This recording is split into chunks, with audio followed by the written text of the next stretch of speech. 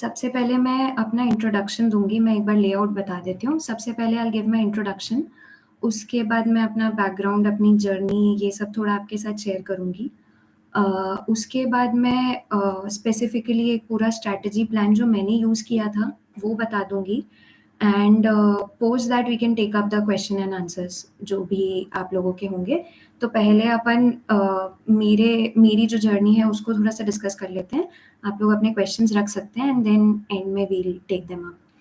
तो starting with my introduction, as you all know my name is Aradhana Chauhan और इस साल यूपीएससी सीएसई 2023 जो था, उसमें मेरी ऑल इंडिया रैंक 251 आई है एंड मेरा 4th अटेम्प्ट था ये। अबाउट माय बैकग्राउंड, मैं मध्य प्रदेश में ही रहती हूँ since my childhood, I was born here. मेरा एजुकेशन इंदौर से हुआ है। I am currently settled in Indore और मैंने जेईई क्लियर करके एनआईटी भोपाल से कंप्यूटर साइंस इंजीनियरिंग कंप्लीट किया था 2019 में। उसके बाद फॉर अ ईयर मैंने आईटी सेक्टर में काम भी किया है, कॉर्पोरेट सेक्टर में। उसके बाद मैंने प्रिपरेशन स्टार्ट किया था एंड सिंस 2020 में प्रिपेयर कर रही थी and coming to my journey of UPSC, कैसे 2020 से 2024 में ये सिलेक्शन आया है। तो 2020 के जून में मैंने जॉब छोड़ा था। उसके बाद उस साल कोविड के वजह से एग्ज़ाम डिलेड था, तो मैंने फर्स्ट अटेम्प्ट तभी दे दिया था एक्सपीरियंस के लिए, which I couldn't clear the prelims of course. Second attempt में मेरा प्रीलिम्स भी निकला था, मेंस भी निकला था, मैंने इंटरव्यू दिया था, but I missed by some marks क्योंकि मैं मेंस रेडी नहीं थी। So that is one thing we will be discussing in the session कि मेंस रेडी होना कितना इम्पोर्टेंट होता है इस एग्ज़ाम में। उसके बाद in my third attempt final result आया सेकंड अटेम्प्ट का और उसके बाद 5 डेज़ में नेक्स्ट प्रीलिम्स था। तो I cleared the GS by मतलब मेरा 108 स्कोर था, बट सीसैट में I missed by some marks. तो again that was very disheartening कि एक बार इंटरव्यू तक जाने के बाद आप नेक्स्ट अटेम्प्ट में प्रीलिम्स नहीं क्लियर कर पा रहे हो। Then came the final attempt, जो ये वाला था जिसमें मैंने पूरा जो थर्ड ईयर जिसमें मैंने क्लियर नहीं किया था, मैंने मेंस का प्रिपरेशन किया एंड हेंस फोर्थ अटेम्प्ट में फाइनली आई मेड इट। और जो मेरे दोनों मेंस थे उसमें मेरा इंक्रीज ऑफ मार्क्स 112 मार्क्स का था। तो स्पेसिफिकली मैं वो मेंस का डिस्कशन भी आप लोगों के साथ शेयर करूँगी। And about all of this I think सबसे इम्पॉर्टेंटली मैं यही बोलना चाहूँगी कि मेरी स्ट्रैटेजी मैं शेयर कर सकती हूँ आपके साथ, but it's ultimately your own journey. सबके लिए एक डिफरेंट एग्जाम है, सबके लिए डिफरेंट स्ट्रगल्स होते हैं एंड सबका जर्नी डिफरेंट होता है, सबका पाथ डिफरेंट होता है। तो you can take cues from my journey, but ultimately it's your journey, your strategy. इसलिए हम एंड में क्वेश्चंस भी डिस्कस कर लेंगे ताकि आप लोगों के जो डाउट्स हैं वो क्लियर हो जाए। Now coming to the main preparation point of view कि किस तरीके से मैंने प्रिपेयर किया था, तो I will go by the approach of first telling about how I did my prelims, then how I did my mains and then my interview preparation. तो अभी firstly will talk about prelims. तो सबसे पहले तो अभी 16 days में ही prelims है। आई एम श्योर जिनका प्रीलिम्स होगा उन्होंने ज्वाइन नहीं किया होगा, mostly there will be people जो थोड़े बिगिनर्स होंगे। So about prelims, what I did was there are a few things which you have to keep in mind. First is पूरा static एकदम properly covered होना चाहिए, because prelims का strategy कितना भी change हो जाए, paper कितना भी change हो जाए, ultimately it's the static which matters the most. जो पॉलिटी है, आपका इकोनॉमी है, एनवायरनमेंट है, ये चीज़ें बहुत ज़्यादा, जैसे मॉडर्न हिस्ट्री हो गया, ये सब्जेक्ट बहुत ज़्यादा अच्छे से प्रिपेयर्ड होने चाहिए, बिकॉज इनमें मार्जिन ऑफ एरर बहुत ही कम होता है। तो this you must do very properly. In books की बहुत ज़्यादा प्रॉपरली रीडिंग होनी ही चाहिए, जो भी इसके आपके सोर्सेज हैं। Second thing is PYQs, because previous year questions at every stage of the examination they will tell you कि आपको किस तरीके से पेपर को अप्रोच करना है। So that is very important for all of you to understand कि PYQs को देखते देखते हम समझें कि किस तरीके से पेपर को सॉल्व करना है। एंड अल्टीमेटली इवन जो ये वाला फेज होता है जब हम सिर्फ प्रीलिम्स का प्रिपरेशन कर रहे होते हैं, तब ये PYQs बहुत हैंडी होते हैं to make you accustom to the paper. तो इसीलिए PYQs यहाँ पे बहुत इंपॉर्टेंट होते हैं, स्टैटिक बहुत इंपॉर्टेंट होता है, and third is the mock papers जो हम टेस्ट सीरीज ज्वाइन करते हैं। Now what test series I joined, तो मैंने बहुत सारी टेस्ट सीरीज यूज़ की हैं इन द 4 ईयर्स जर्नी, तो I won't suggest anyone, but almost सारी टेस्ट सीरीज बहुत अच्छी होती हैं। What I used to do was मैंने सेक्शनल टेस्ट्स भी बहुत दिए हैं apart from the full length test जो मैं देती थी। तो वो सेक्शनल टेस्ट से अपना कंटेंट बहुत ज़्यादा बिल्डअप होता है। Apart from that we also get into the mode of practicing those MCQs and finishing the paper in time, understanding the environment of the examination. तो इसीलिए बहुत इंपॉर्टेंट है कि हम मॉक टेस्ट्स भी बहुत सारे दें, क्योंकि वही हैं ultimately which will make us understand the exam का पूरा अप्रोच। इसके बाद एक डाउट जो बहुत मेजरली आता है प्रीलिम्स के टाइम पे, विच इज़ कि पेपर बहुत चेंज हो रहा है, तो करंट अफेयर्स पे कितना फोकस करना है। तो of course current affairs is important. I will tell you what I did. मैं डेली एक न्यूज़पेपर पढ़ती थी which was Indian Express, and this I have been doing since the last 3 years. Prelims के time पे थोड़ा सा मैं cut out कर देती थी, बिकॉज ये लास्ट 2 महीने जो होते हैं तब का उतना इंपॉर्टेंट नहीं होता है करंट अफेयर्स। तो मैं पीटी 365 इस पीरियड में पढ़ती थी, वो भी स्पेसिफिकली कुछ इंपॉर्टेंट सब्जेक्ट्स के लिए सिलेक्टिवली, जैसे साइंस एंड टेक का पीटी बहुत इंपॉर्टेंट है, इकोनॉमी का पीटी बहुत इंपॉर्टेंट है, तो उनको मैं सिलेक्टिवली बहुत अच्छे से रीड कर लेती थी। बट करंट अफेयर्स के लिए मैंने स्पेसिफिकली बहुत ज़्यादा वो नहीं किया था कि स्टैटिक को लाइट लेके हम करंट अफेयर्स कर लें, because ultimately it's the static which is very important, तो वो आपको बहुत प्रॉपरली करना है। One thing which is being asked is PYQs कैसे एनालाइज करने हैं। तो see, at every stage of the examination once you start you'll understand, ये तो है ही। बट मैं जब अपने अप्रोच के हिसाब से बताऊं, तो आप एक एक संडे लेके एक एक पेपर लेके बैठिए और उसको प्रॉपरली एनालाइज कीजिए, not only from the point of view कि क्या टॉपिक्स पूछे जा रहे हैं, बिकॉज एक तो वो टॉपिक्स जो पूछे जा रहे हैं उससे आपको समझ आएगा कौन से सब्जेक्ट प्रॉपरली पढ़ने हैं, कौन से एरियाज कवर करने हैं। Apart from that also understanding कि क्वेश्चंस की लैंग्वेज कैसी है। तो वो जब आप बार बार पेपर्स को रीड करेंगे ना, आपको लैंग्वेज समझ में आने लगेगी पेपर्स की, तो that will be helpful for you to understand the paper. उसके अलावा पीवाईक्यू से येस क्वेश्चंस रिपीट होते हैं, एंड पीवाईक्यूज के जो ऑप्शंस होते हैं they also sometimes comes as a question in another year. तो apart from analysing the questions, you also have to analyse the जो उसके ऑप्शंस होते हैं सारे, because they are potential questions for your next attempts. तो ये बहुत important है, इस तरीके से पीवाईक्यू को एनालाइज करना है। बिल्कुल अच्छे से समझ आ जाना चाहिए कि क्या क्या क्वेश्चंस पूछे गए हैं, कौन से एरियाज से पूछे जा रहे हैं। प्लस करते करते एक habit of understanding the UPSC का एग्जाम का पैटर्न वो आपको समझ में आने लगेगा। तो इस तरीके से ये प्रिपेयर करना है।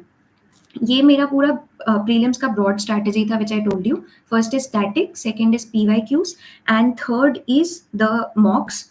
इसके अलावा अगर मैं सोर्सेज की बात करूं, well sources are available everywhere, but मैं अपने सोर्सेज बहुत क्विकली बता देती हूँ। एक तो मैंने मेंशन भी कर रखा है मुदित सर के ब्लॉग पे, जहाँ पे मेरा स्ट्रैटेजी है, वहाँ पे मेरे सारे सोर्सेज मेंशन है, but I still speak it out. एक एंशिएंट मिडाइवल, इन दोनों सब्जेक्ट्स के लिए मैंने एनसीईआरटीज यूज की हैं, 6th-7th की एनसीईआरटी, 11th-12th की एनसीईआरटी, ये बहुत प्रॉपरली रीड किया है। आर्ट एंड कल्चर के लिए मैंने थोड़े बहुत विजन आईएएस के नोट्स रेफर किए थे। Apart from that I also did read selectively from CCRT का जो गवर्नमेंट का वेबसाइट होता है, उस पे से पेंटिंग से रिलेटेड, डांसेस, म्यूजिक जो भी है उससे रिलेटेड थोड़ा थोड़ा रीडिंग कर लिया था। Then coming to polity, of course Laxmikanth is very important, and polity is one subject जहाँ पे आपको मॉक टेस्ट जो होते हैं, जो सेक्शनल टेस्ट होते हैं, जो पीवाईक्यूज होते हैं, वो बहुत बहुत ज्यादा काम आते हैं, बिकॉज लक्ष्मीकांत में से तो डायरेक्टली क्वेश्चंस आते ही हैं, बट वंस यू अंडरस्टैंड जो साइड टॉपिक्स होते हैं, जैसे बेल अगर इंपॉर्टेंट है और न्यूज में है, तो पेरोल वगैरह जैसी चीजें होती है, तो ये सब चीजें जब आप टेस्ट में एक बार रीड कर लेते हैं, उसके एक्सप्लेनेशन में रीड कर लेते हैं, they stick to your mind. तो उस तरीके की चीजें बहुत इंपॉर्टेंट है। ज्योग्राफी में आई डिड 11th-12th की एनसीईआरटी बहुत प्रॉपरली।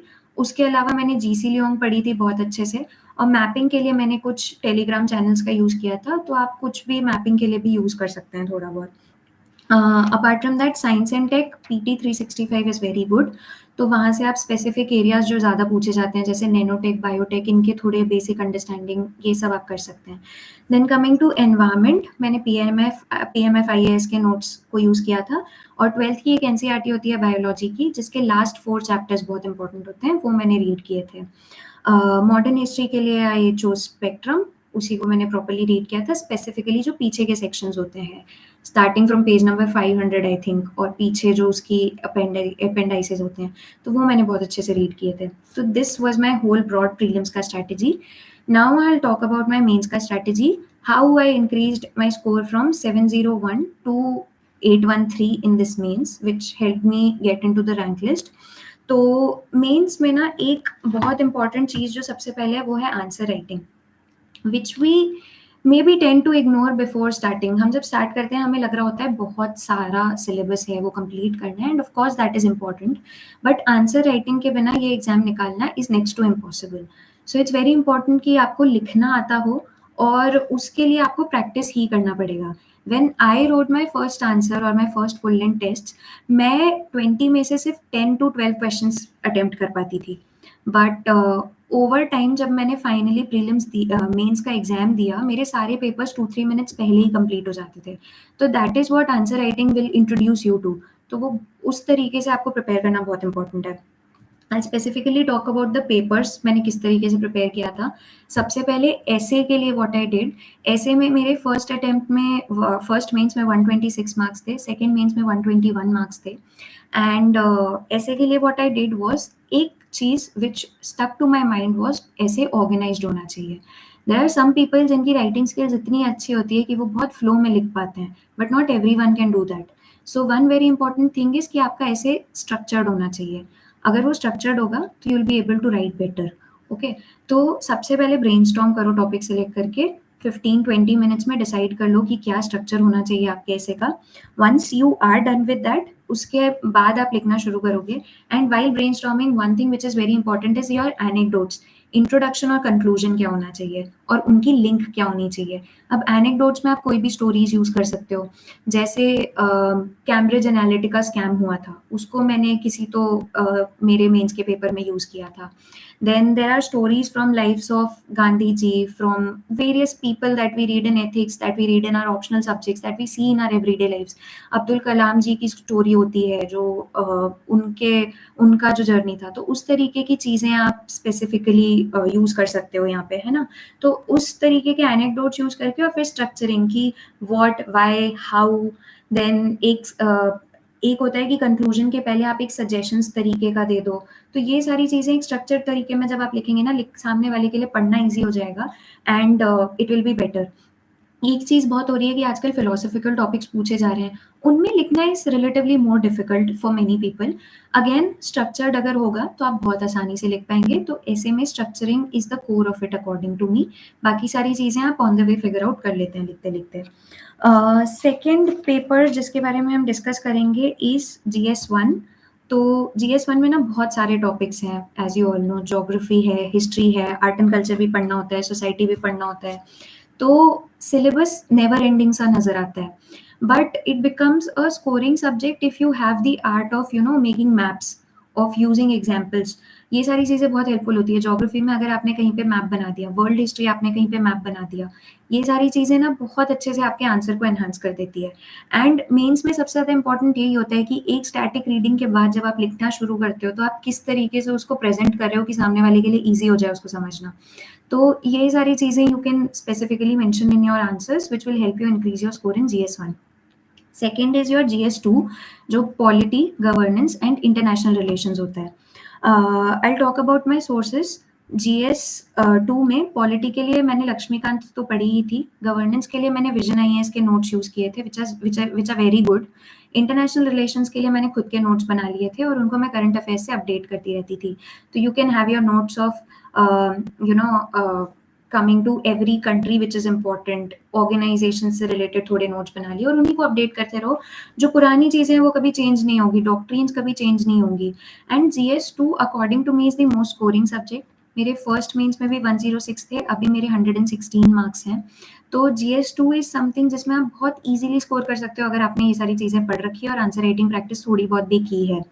तो things which become important here are, सबसे पहले केस लॉज जो है वो मेंशन करने होते हैं। अगर आप जैसे सबरीमाला का केस जो है वो मेंशन कर दिया, ट्रिपल तलाक का केस मेंशन कर दिया, ये सारी चीज़ें will always enhance your answers. Okay, तो आप जब आंसर राइटिंग प्रैक्टिस करेंगे ना, क्योंकि Laxmikanth is not complete in itself, coming to the mains point of view I am talking about, तो उसमें बहुत इंपॉर्टेंट होता है कि आप आंसर राइटिंग प्रैक्टिस जब कर रहे हो तो जो रेलेवेंट टॉपिक्स हैं न्यूज़ में, जैसे ED was in news this year, तो उससे रिलेटेड क्वेश्चंस आपको हर टेस्ट सीरीज में मिल जाएंगे और उनके मॉडल आंसर्स में उनको एनहांस करने के लिए, वैल्यू ऐड करने के लिए चीज़ें भी मिल जाएगी। तो हियर आई विल से कि आंसर राइटिंग बहुत इंपॉर्टेंट होता है और इसके थ्रू बहुत अच्छे से आप प्रिपेयर कर सकते हो। इवन गवर्नेंस में देयर आर सर्टेन मॉडल्स, आपने अगर कोई स्कीम मेंशन कर दी, आपने अगर सेवोत्तम मॉडल जैसी कोई चीज़ मेंशन कर दी, नेचुरली आपका 1 नंबर आंसर में बढ़ जाता है and that is something which will help you to score more in GS two. Now coming to जीएस3, मैंने शायद प्रीलिम्स में सीसेट मिस कर दिया था, I will take that after my mains का स्ट्रेटजी। जीएस3 में again there are many sections. मेरे फर्स्ट मेंस में 74 मार्क्स थे, सेकंड में आई गॉट 93 मार्क्स। तो talking about how I improved in this, one thing was mains 365. This is true for GS1, GS2, GS3 all papers. Mains 365 से आपको बहुत सारा static content भी मिलता है. It's not only about the information जो current affairs से related है, but mains 365 में जो one pager notes होते हैं ना, वो आपके static information को भी बहुत strengthen कर देते हैं. तो pre और mains के बीच में mains 365 read करना I would say is a must, not cover to cover but selectively तो रीड करनी ही चाहिए एंड पीवाईक्यूज देख के आप एनालाइज कर सकते हो कि किस किस चीज़ के लिए करनी है। तो this is something you should do. Okay, sources मैं बता देती हूँ। एनवायरनमेंट के लिए मैंने रोनाल्ड सर के नोट्स यूज़ किए थे बिकॉज लेक्चर्स बहुत ज़्यादा हैं, तो मैं सिर्फ नोट्स क्विकली ग्लांस कर देती थी और उसमें उन्होंने मेंशन भी किया कि प्रीलिम्स के लिए कौन से इंपॉर्टेंट पिलर्स हैं, मेंस के लिए कौन से हैं, तो you can go by that approach. और वो एक बार आप रीड कर लोगे तो second reading is quicker and easier for that, तो you can go for that. Agriculture के लिए I use the same, plus Indian Express के articles, they are very good for agriculture, end to end cover हो जाता है उससे। Third is science and tech, उसके लिए I use mains 365 and nothing else, उससे मेरा साइंस एंड टेक ऑलमोस्ट पूरा कवर हो जाता था। देन एनवायरनमेंट के लिए जो मैंने प्रीलिम्स में पीएमएफ वगैरह यूज किया था वही मैंने यूज किया था। Then internal security is a very scoring subject. इसमें अगेन एक तो मैंने सेल्फ नोट्स बनाए थे सिलेबस से टॉपिक्स लेके, उसके बाद मैंने आंसर राइटिंग प्रैक्टिस की थी बहुत अच्छे से एंड सेल्फ मेड नोट्स के साथ मेंस 365 से मैंने उसको अपडेट करती गई थी बिकॉज कोई नया ड्रोन आ रहा है, कोई नया रिलीज हो रहा है, ये सारी चीज़ें बहुत एनहांस कर देती है आपके आंसर को। कोई रिपोर्ट आ गई तो ये सब आप मेंशन कर सकते हैं इसमें एंड यही सारे सोर्सेज हैं। इसके अलावा एक चीज़ जो जीएस3 में बहुत इंपॉर्टेंट होती है इज द डेटा शीट्स। जितना आप डेटा मेंशन करोगे, जितना आप गवर्नमेंट के गोल्स मेंशन करोगे, बजट में से उठा लो, एनवायरनमेंट से रिलेटेड पंचामृत गोल्स हैं, then there is you know any goal की हमें 2027 तक $5 ट्रिलियन होना है, ये सारी चीज़ें आपको याद होने लगेगी, आप आंसर में यूज़ करने लगोगे, डेफिनेटली आपके मार्क्स इंक्रीज हो जाएंगे। कमिंग टू GS4, GS4 के लिए मैंने फोरम IAS की रेड बुक रीड की थी पूरी, उससे मैंने सेल्फ नोट्स बना लिए थे बहुत शॉर्ट में and then I kept updating them with examples because examples is something which will fetch you marks here. मैंने 99 से 114 इंक्रीज किया था मार्क्स GS4 में, again that was by using this. अब coming to the doubts which are being asked कि answer writing कैसे करनी है एंड किस तरीके से मेन स्पेसिफिक चीज़ें प्रिपेयर करनी है, तो मैं थोड़ा सा इसके बाद वो डिस्कस कर देती हूँ कि see answer writing you will have to start immediately after you have finished your basic knowledge का रीडिंग, है ना। एनसीईआरटीज अगर आपने पढ़ लिया, थोड़ा बहुत स्टैटिक बुक्स आपने रीड कर लिया है, now it's important that you move to answer writing, उसके बिना कुछ नहीं होगा, है ना। तो आप पीवाईक्यूज उठाइए, उनको लिखना शुरू कीजिए अगर आप टेस्ट सीरीज नहीं ले पा रहे हैं, राइट। सेकेंड इज कि आप कोई भी टेस्ट सीरीज ले लीजिए, ठीक है, and say if you buy any test series, अगर आप वो प्रॉपर टेस्ट सीरीज नहीं खरीद पा रहे हैं, you take these kind of जो मार्केट में अवेलेबल होती है ना कि पूरे ईयर की सेक्शनल टेस्ट की टेस्ट सीरीज हैं, वो ले ली और उनको आप रीड करना शुरू कीजिए, उनमें से अपना कंटेंट अपडेट कीजिए, तो you will get many good things from there. आपको केस लॉज मिल जाएंगे, आपको डेटा शीट्स मिल जाएंगी, you know get the goals of government, ये सारी चीज़ें आप वहाँ से इन्हांस कर पाएंगे अपने मटेरियल में। तो once you finish your basic reading, उसके बाद आंसर राइटिंग शुरू कर दो और आंसर राइटिंग को इस तरीके से मत लो कि मुझे बेस्ट आंसर लिखना है, view it as every answer जो मैंने लिखा है उसको मैं कैसे इम्प्रूव कर सकती हूँ। ओके, तो मैंने कोई आंसर लिखा है, मैंने उसका मॉडल आंसर रीड किया या मैंने उसके बारे में रिसर्च किया कि किस तरीके से मैं इम्प्रूव कर सकती हूँ और उसको मैंने अपने नोट्स में ऐड कर लिया। Now I particularly had 4 notebooks for GS1, GS2, GS3, GS4 जो मेरी मेंस नोटबुक्स थी सिर्फ, जिसमें मैं टेस्ट्स के थ्रू सारी चीज़ें ऐड कर लेती थी। तो this is something you can do. मेरे लिए बहुत हेल्पफुल था। I am not sure if it can be helpful for others as well, but काफ़ी अच्छा अप्रोच होता है बिकॉज आप बहुत सारे टेस्ट लिख रहे होते हो, बहुत सारी जगह से इंफॉर्मेशन अक्यूमुलेट कर रहे होते हो जो अपने नोट्स में प्रॉपरली आप ऐड नहीं कर सकते। तो I use to make these specific notebooks और इन्हीं को मैं एंड में as my last moment notes भी यूज करती थी। So this is something you can use for your mains. Then I come to my sociology preparation. मेरा optional sociology था। देयर इज वन क्वेश्चन कि ऑप्शनल कैसे choose करना होता है। तो आई वुड से कि it comes from your interest. Okay, तो सबसे पहले तो आपको कौन सा सब्जेक्ट ज़्यादा अच्छा लग रहा है वो आप खुद से एनालाइज कर सकते हो। बट एकदम बिगिनर जब होते हैं और अगर से आपका ग्रेजुएशन का सब्जेक्ट भी नहीं है, जैसे मेरा नहीं था, तो you can look for certain things like आपका ईज ऑफ एक्सेस कैसा है सिलेबस के लिए, आपको सिलेबस समझ कितना आ रहा है, कोई भी सब्जेक्ट की एनसीईआरटी पढ़ने के बाद आपको कैसे लग रहा है कि आप किस तरीके से प्रिपेयर कर पाएंगे। तो जैसे मेरे लिए सोशोलॉजी में मैंने कोई कोचिंग नहीं की थी, मैंने खुद से ही पूरा प्रिपरेशन किया था and even the whole preparation I would say in अ वे मैंने खुद से ही किया था। तो यहाँ पे मैंने जो चूज़ किया था वो ये था कि छोटा सिलेबस है, ईज़िली मटेरियल अवेलेबल है, स्टैंडर्ड बुक्स मुझे पता है एंड आंसर राइटिंग में ईज़ रहेगा, टेस्ट सीरीज़ अच्छे से मिल जाएगी। तो ये सब सोच के मैंने सोशियोलॉजी चूज़ किया था। स्पेसिफिकली छोटा सिलेबस भी था तो मुझे ज़्यादा डिफ़िकल्टी हुई नहीं and sociology actually help me gain this rank because मेरे इस बार मार्क्स 280 हैं उसमें, which help me increase my main score as well. Sociology के I don't know if there are many students here, but मैं अगर अपने सोर्सेज की बात करूं तो मैंने सिर्फ एक बेसिक सोर्स रेफर किया था, that was Nitin Sangwan sir की जो बुक है एसेंशियल्स ऑफ सोशियोलॉजी। मैंने उसका फर्स्ट एडिशन पहले पढ़ा था, उसके बाद उसको मैंने अपडेट किया था सेकेंड एडिशन से और खुद के नोट्स बना लिए थे। और उसके बाद मैंने काफ़ी टेस्ट सीरीज यूज़ की हैं। मैंने प्रणय सर की आईएएस गुरुकुल की टेस्ट सीरीज ली थी, फोरम आईएएस की टेस्ट सीरीज मैंने 22 के अटेम्प्ट में ली थी और ये वाले फाइनल अटेम्प्ट में मैंने लेवल अप के क्रैश कोर्स के साथ टेस्ट सीरीज ली थी और इन तीनों से मुझे जो जो इन्फॉर्मेशन मिलता था वो मैं इसमें ऐड कर लेती थी।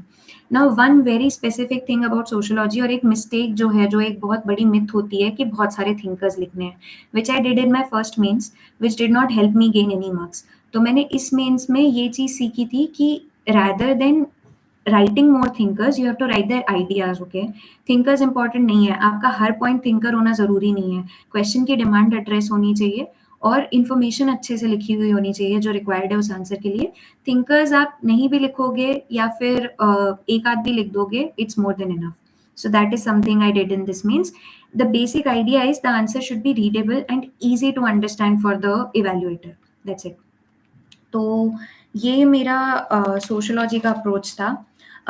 टेस्ट सीरीज़ मैंने कौन-सी यूज़ की थी, तो मैंने हर अटेम्प्ट में अलग-अलग यूज़ की थी। जब मैंने बेसिक बिगिनिंग की थी, तब मैंने विजन आईएएस की टेस्ट सीरीज़ यूज़ की थी मेंस के लिए एंड उसके बाद सेकंड अटेम्प्ट में मैंने एड सारथी का live answer writing program join किया था, which really help me in improving my content. That's a very very good program and not very expensive also. वो मैंने यूज़ किया था और उसके बाद थर्ड अटेम्प्ट में मैंने फोरम आईएएस की टेस्ट सीरीज ली थी, विच आई टोटली एंडोर्स बिकॉज वहाँ के मेंटर्स बहुत अच्छे हैं एंड टेस्ट की क्वालिटी बहुत अच्छी होती है, इवेल्युएशन बहुत अच्छा होता है, तो you can definitely go for that test series. And if there is someone, because there are many people who do not want to take test series, I would suggest अगर आप ऑनलाइन टेस्ट सीरीज या फिर offline test series नहीं ले पा रहे हैं, do buy the test series के बुक्स जो मॉड्यूल्स होते हैं and do write the test खुद से and even if you are not able to write at least read the test. Content building वहीं से होगी और कहीं से नहीं होगी, बिकॉज कोई भी स्टैंडर्ड बुक्स जो है वो मेंस रेडी नहीं करती हैं आपको। They only give you the basic information, आपको वैल्यू एडिशन हमेशा करना ही होगा। उसके लिए you will have to write the test और एटलीस्ट रीड द टेस्ट। तो ये डेफिनेटली करना ही है, ठीक है। कमिंग टू अ डाउट कि करंट अफेयर्स कैसे करना है, I specifically did not go for any huge material for current affairs. मैं डेली एक न्यूज़पेपर रीड करती थी, कभी कभी स्किप भी होता है, इट्स वेरी नेचुरल। तो कोई भी एक न्यूज़पेपर उठाओ, डेली रीड करो, पेरिफेरल नॉलेज बिल्ड होगा। सेकेंड इज कंपाइलेशंस, जो ईयरली कंपाइलेशंस होते थे, मंथली मैं ट्राई करती थी, पूरा नहीं कंप्लीट कर पाती थी बट आई ट्राइड टू, ताकि एंड में ज़्यादा लोड ना आए। बट जो and of the year compilations होते हैं ना, दे आर वेरी इंपॉर्टेंट। उनको आप जैसे पीटी 365 है और मेंस 365 है, उनको आप डेफिनिटली सिलेक्टिवली तो एटलीस्ट रीड कीजिए ही कीजिए, बिकॉज़ उनमें से काफ़ी कुछ फॉल कर जाता है पेपर में। तो that is something you should go for, और काफ़ी सारी जगहों पे इम्पोर्टेंट एरियाज़ उनके बता दिए जाते हैं। आप ऑनलाइन सर्च करेंगे, आपको मिल जाएगा कि ये इम्पोर्टेंट एरियाज़ है इस साल के लिए। So you can go for that. उसके थ्रू आप करंट अफेयर्स को कवर कर सकते हो। Now coming to the CSAT part, which I missed earlier, it's something which is becoming very difficult every year. Please don't ignore it. मेरा second attempt में interview होने के बाद थर्ड अटेम्प्ट में सी सैट नहीं निकला था, एंड इट्स वेरी डिसहार्टनिंग। तो even if you are from the maths background, do practice CSAT, वो बहुत इंपॉर्टेंट है। And it's not about how much you know, it's about how you are able to solve the paper. तो वो 2 घंटे के environment में आप किस तरीके से एनालाइज कर पा रहे हो। जैसे sometimes this comprehension is easier, right? तो आप कॉम्प्रहेंशन के क्वेश्चंस अटेम्प्ट करो। I made a strategy for my self which was कि स्टार्टिंग के 50 to 60 मिनट्स मैं लाइन से पेपर सॉल्व करती थी, ताकि मुझे समझ आ जाए कि कॉम्प्रहेंशन ईजी है या मैथ्स ईजी है। जो भी मुझे ईजी लगता था वो section I use to attempt पहले, ताकि मेरा टाइम सेव हो जाए। अगर मैं मैथ्स में फंस गई और कॉम्प्रहेंशन के क्वेश्चंस मैंने मिस कर दिए, that is something which will push me out of the prelims का रिजल्ट, राइट? तो you don't have to do that. You have to make sure कि कौन सा सेक्शन ईजी है, कौन से क्वेश्चन ईजी हैं, वो मैं पहले अटेम्प्ट कर दूं, ताकि मेरा नंबर ऑफ अटेम्प्ट्स एटलीस्ट बढ़ जाए और मेरा 66 तो आ जाए। तो इसीलिए सी सैट पे बहुत ध्यान देना है। एंड सी सैट के लिए कोई test series is not as good as UPSC के papers. Just do the UPSC previous year questions, उनको लेके बैठो, उनमें क्या क्या पूछा जा रहा है उसी को करो, और उसी से आपके एक्चुअल क्वेश्चंस पेपर में सॉल्व होंगे। There is no other way out. बाकी सारी टेस्ट सीरीज के क्वेश्चंस बहुत ईजी होते हैं, डुएबल होते हैं। Go for the PYQ discussions जो यूट्यूब पे भी अवेलेबल होंगे सी सैट के लिए, उन्हीं को प्रिपेयर करो। And please don't take it lightly. That's all I have to say about CSAT. Okay, now coming to the interview preparation. Not the best person to ask about it. First interview में 165 था, second interview में 157 है। तो मैं बहुत ज़्यादा इस चीज़ को एंडोर्स करती हूँ कि मेंस इतना अच्छे से करो कि इंटरव्यू पे डिपेंडेंट नहीं होना पड़े, because interview is about the day, a lot about it. तो डेफिनेटली इंटरव्यू के लिए प्रिपरेशन बहुत अच्छे से करनी है। That will help you enhance your personality. बहुत सारी चीज़ें आप उस प्रिपरेशन में सीखोगे, क्योंकि आप अपना डाफ लिखोगे। You'll get to know about yourself, you'll enjoy the preparation phase of interview, क्योंकि you'll be in peer discussions with people, you'll make good peer groups there. तो वो सब बहुत अच्छी चीज़ है इंटरव्यू में, but don't rely on it completely. Means ready रहो, and interview phase के लिए then you can go for preparing your DAF very properly, going into peer discussions, practicing speaking before the mirror. ये सारी चीज़ें आप तब कर सकते हैं। Then, so this was my overall journey and my overall strategy. मैं questions ले लूँगी, but उसके पहले मैं सिर्फ एक बार एक timeline बताना चाह रही हूँ। बहुत सारे लोगों का ना डाउट होता है, specifically the people who are beginners, कि किस तरीके से शुरू करें। तो मैं उसके लिए सिर्फ एक बहुत ही ब्रीफली ये बताना चाहूँगी कि सबसे पहले ना have your things sorted, clarity of mind की मुझे करना ही है, ठीक है। Second is have a strategy in mind, however small, however bad it may be, just have a plan in your mind कि मुझे इतने टाइम में ये चीज़ें फिनिश करनी है।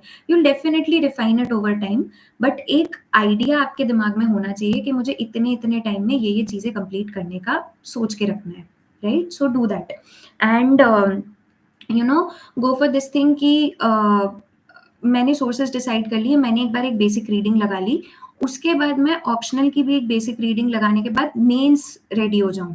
प्रीलिम्स के लिए ना जनवरी से मई जून तक का टाइम बहुत इंपॉर्टेंट होता है, और तब आप वही करोगे, तब आप और कुछ नहीं पढ़ोगे मेंस से रिलेटेड। तो आई वुड से ये जो पूरा जून से लेकर दिसंबर तक का पीरियड होता है, for any person irrespective of आपने मेंस दिया है, आप एकदम बिगिनर है, go for the mains preparation. Once you are done with the basic reading, go for the mains preparation, go for answer writing, whether it be optional, whether it be GS. Answers लिखने की practice करते रहो, अपना content उसी के through build करते रहो। तो ये पूरे फेज में वो कर लो, एंड जनवरी से जो पूरा मई जून तक का फेज है उसमें सिर्फ प्रीलिम्स करो, जब भी आपको प्रीलिम्स देना है। Okay, so this is something, this is the timeline that you should be following if you are a beginner, एकदम beginner. Now I'll take the questions which are being asked. Chat में जाके I'll see कौन सा attempt था मेरा, तो this was my fourth attempt as I discussed already. Motivation कहाँ से मिला था, तो see about motivation I have had this one idea always कि मोटिवेशन थोड़ा सा ओवररेटेड है। Okay, it's the discipline which matters. तो मोटिवेशन ना आपको टेबल पे लाके बिठा देगा, but it's ultimately your discipline which will make you read for that long hours. ठीक है, तो हैव योर प्लान रेडी। ठीक है, मेरे डेली गोल्स हैं, मेरे वीकली गोल्स हैं, मेरे मंथली गोल्स हैं, वो डिसाइडेड होने चाहिए। और ऑफ कोर्स आप कभी कभी नहीं कंप्लीट कर पाएंगे, that's only human, that's only natural, but at least you must have that boost of finishing a goal. एक बार आप कोई भी गोल फिनिश करोगे ना, you will feel very positive after that. तो आई वुड सजेस्ट कि उस पर बहुत ज़्यादा ध्यान देना है हमें कि गोल्स रेडी होने चाहिए। ठीक है, वहीं से मोटिवेशन आएगा। एक बार आप प्रॉपरली करने लगोगे ना, सेकेंड टाइम आपको नेचुरली वो मोटिवेशन आएगा कि हाँ हाँ, I move on to my next thing. तो that was my source of motivation. Was there any plan B is another question. तो सी, एक पॉइंट ऑफ टाइम तक प्रिपेयर सिर्फ for the examination, don't think about anything else. अगर आप UPSC में घुसे हो, it demands a lot of your energy, तो आप सिर्फ उसी आइडिया को रखो कि मुझे अभी सिर्फ प्रिपेयर करना है। वंस यू आर श्योर कि यार हाँ, मैंने अब कर लिया है enough preparation, I am ready with whatever I could have done, उसके बाद you can go for your plan B and do it alongside. मैंने भी कैट दे दिया था, मैंने मास्टर स्टार्ट कर दिया था, I took many plan B options, I even converted IIM, but then ultimately मुझे ये भी मिल गया। तो plan B, but only after you are sure you have given your best to it. Okay, then PYQs कैसे analyse करने हैं, I already mention that, but again I tell you कि प्रीलिम्स के लिए क्वेश्चंस एनालाइज करो, question की language को समझो, यूपीएससी किस तरीके से पूछ रहा है, किस तरीके से क्वेश्चंस को एलिमिनेट, ऑप्शंस को एलिमिनेट करना है वो समझो, एंड ऑप्शंस को भी एनालाइज करो। ये समझो कि कौन से टॉपिक से ज़्यादा क्वेश्चंस पूछे जा रहे हैं, उसको अच्छे से एनालाइज करो, प्लस क्वेश्चंस की को किस तरीके से वो पूछ रहे हैं, और उन्हीं के साथ आप उस ट्रिक्स को फिर नेक्स्ट पेपर्स में अप्लाई करने की भी कोशिश करो। I won't call them tricks also, it's just a way of intelligent गेसिंग। जब आपको समझ आ जाता है कि ये चीज़ जो दिख रही है ना, ये नेचुरली गलत ही होगी, तो ये जब आप पेपर्स करते रहोगे ना, ये आप अपने आप बिल्ड कर लोगे। But for building that acumen of solving the paper, आपको बहुत सारे पेपर्स देने पड़ेंगे, that's the only way out. ठीक है, तो उस तरीके से एनालाइज करना है। देन मेन स्पेसिफिक नोट्स कैसे बनाने हैं, this is a question which I already discussed, but I again tell. मैंने GS1, GS2, GS3 अलग अलग नोटबुक्स बना ली थी, जिसमें मैं अपना जो भी स्टैटिक इन्फॉर्मेशन भूल जाती थी उसको लिख लेती थी, या फिर जो मैं टेस्ट से वैल्यू एडिशन करती थी वो टॉपिक्स में लिख लेती थी। कोई भी इंपॉर्टेंट चीज़ें हैं जैसे केस लॉज हैं, वो मैं लिख लेती थी। कोई इंपॉर्टेंट डेटा है जो मुझे मेंस 365 से मिला है, मैं वो लिख लेती थी। कुछ गोल्स हैं, मैंने हर चीज़ के स्पेसिफिक छोटे छोटे नोट्स बना के रख लिए थे, but all this only between prelims and mains. तभी मैंने ये सारा काम किया था। या फिर आप जब सिर्फ मेंस के लिए प्रिपेयर कर रहे हैं तब आप ये कर सकते हो, तो वो मेन स्पेसिफिक नोट्स आप बना सकते हो। One thing which also can be done is syllabus लेके बैठो, सिलेबस के हर टॉपिक को चेक कर लो कि आपने कवर किया है कि नहीं। कहीं पे मेंशन कर लो कि ये टॉपिक मैंने यहाँ से रीड किया है, और because you can't make notes of everything. तो अगर कोई एक पर्टिकुलर टॉपिक मैंने किसी बुक से रीड किया है और वहाँ पे हाईलाइट कर रखा है, just mention it right there कि मैंने ये वहाँ से रीड किया है। या फिर मैं अपने नोट्स में अगर मुझे कुछ ऐड करना है जो मैं फ्रीक्वेंटली भूल जाती हूँ, तो वो मैं अपने नोट्स में ऐड कर लूँगी। GS4 इज वेरी स्कोरिंग, उसके लिए आप एग्जाम्पल्स जहाँ भी देखोगे ऐड करते जाओ, वो आपके दिमाग में बस जाने चाहिए, इतना ज़्यादा इंपॉर्टेंट है एग्जाम्पल्स का होना एथिक्स के लिए। तो जो अपने नोट्स हैं एथिक्स के, उसमें आप एग्जाम्पल्स कॉन्स्टेंटली जहाँ जहाँ वो रेलिवेंट है ना, वहाँ वहाँ ऐड कर लो। किसी किसी के लिए सूटेबल होता है कि वो एग्जाम्पल्स की अलग ही लिस्ट बना लेते हैं, you can do that as well if it suits you, but if it doesn't you can add it in your notes. जैसे इंटेग्रिटी के लिए आपको पता है कि TN सेशन सर का एग्जाम्पल आएगा ही, तो आपको इंटेग्रिटी वाले जो एरिया है, जो नोट्स है, वहीं पे मेंशन कर लो। इस तरीके से वो आपको याद होता जाएगा। ओके, डेली शेड्यूल क्या रहता था, तो see I am not a very early riser, I did not stay up till very late, like 3-4 बजे तक नहीं जागती थी। मेरा बहुत नॉर्मल शेड्यूल था, मैं 9 o'clock तक रेडी होके बैठ जाती थी, सब अपना ब्रेकफास्ट और सब फिनिश करके। I use to sit on my table by 9, 9:30, 9 I would say 8:30, 9 only. उसके बाद मैं पढ़ना शुरू कर देती थी और सुबह के स्लॉट में मैं सबसे ज़्यादा इफ़ेक्टिवली पढ़ लेती थी। दैट फुल लंच के पहले का जो पीरियड होता है, उसमें मैं 3, 4, 5 घंटे जितना खींच सकती थी, मैं खींच लेती थी। उसके बाद I live with my family, तो मैं फैमिली के साथ अपना प्रॉपर टाइम स्पेंड करती थी। फिर लंच के बाद I used to come back, sit again, start for 2-3 hours, then I used to have a small break in the evening. मुझे वॉक करना है या गार्डनिंग करनी है, whatever I used to like, मैं वो सब कर लेती थी। उसके बाद शाम में फिर I used to sit for some time, and post dinner सिर्फ रिविजन वाली जो चीज़ें होती थी या न्यूज़पेपर है या कुछ lightest of the things I used to keep for the end of the day. So this used to be my schedule. And see, there's this whole thing ki you have to study for 14 hours, 16 hours. No, it's not important according to me. Of course, आपको initially बहुत time देना पड़ेगा, but once you've read the basic things ना, it won't take a lot of your time. Honestly, आप कितना पढ़ रहे हो वो important है. It's not about how long you're sitting on your table, but about how honest you are with your studies. आप बहुत honestly पढ़ रहे हो, 7, 8, 9 hours are more than enough. ठीक है? There are people who crack the exam with their jobs as well. तो वो भी बहुत ज़्यादा डूएबल है ना? वो लोग 3-4 घंटे दे रहे हैं दिन के, बट बहुत ऑनेस्टली दे रहे हैं। So that can also be done. But the idea is to keep an exam oriented approach, okay? तो आपको बहुत प्रॉपर्ली समझना पड़ेगा एग्ज़ाम को, which you will understand with time. और इसमें आई वुड अगेन मेंशन कि मेंटर्स बहुत इंपॉर्टेंट होते हैं। तो if you have someone to guide you, there are many mentors available. I would talk about Utkarsh sir here, जो अभी एचआरटी के साथ शायद एसोसिएटेड हैं। He can guide you very well. There is Mohan sir from IAS Baba. Forum IAS के mentors बहुत अच्छे हैं। रोहिणी मैम हैं, who has been my personal mentor. तो ये सारे जो लोग होते हैं ना, ये आपको, because they have seen the journey of so many people, they know how to guide you. तो आप उन मेंटर्स की बहुत ज़्यादा हेल्प ले सकते हैं अगर आपको कहीं भी कोई मिस्टेक हो रही है, because this exam is less about studying more and more about being knowing the exam. तो understanding the exam is very important. उसको आप एक बार समझ जाओगे तो आप कर लोगे। देन आंसर राइटिंग कहाँ से करें? तो any test series, I would suggest Vision IAS और फोरम आईएएस। ये दोनों मेरे लिए बहुत अच्छे रहे हैं। थर्ड इज एड सारथी, उनका live answer writing plus even उनका शिवन सरा जो प्रोग्राम था वो भी अच्छा था। तो you can go for any of these according to me. And if आप ये सब नहीं ले पा रहे हो, as I earlier mentioned, buy the sectional test की books and the full length test की books, and do go by that. Sociology के लिए I would endorse level up IAS का टेस्ट सीरीज और प्रणय सर का test series. Even forum was good here. तो इनमें से आप कोई भी यूज कर सकते हैं। देयर इज अ क्वेश्चन कि आपने कौन सी मिस्टेक्स की थी। तो about my mistakes I would से फर्स्ट वाज, जब मैंने फर्स्ट मेंस दिया था मैं मेंस रेडी नहीं थी। There is a whole lot of focus on polity complete करना है, जीसी लियोंग पढ़ना है, लक्ष्मीकांत पढ़ना है, but we generally tend to forget the side subjects. Internal security है, सोसाइटी है, डिजास्टर मैनेजमेंट है, ये सारी चीज़ों पे आप उतना ध्यान नहीं देते हो, which I did in my first attempt. मैंने इंटरनेशनल रिलेशंस नहीं पढ़ा था। तो ये नहीं करना है यार, मतलब इसीलिए कहते हैं हमेशा कि लूप में फंस जाओगे अगर मेंस रेडी नहीं हो।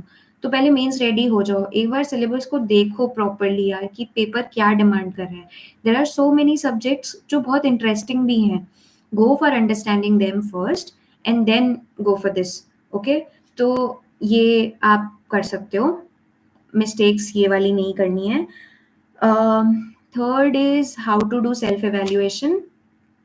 Once you start doing the papers, once you start writing, you will understand कि क्या mistakes हो रही है। एंड जहाँ पे आप खुद नहीं समझ पाओगे, have a peer group, have your mentors to tell you what went wrong. Sometimes हम गलत गलत चीज़ें करते रहते हैं, हमें पता नहीं चलता है।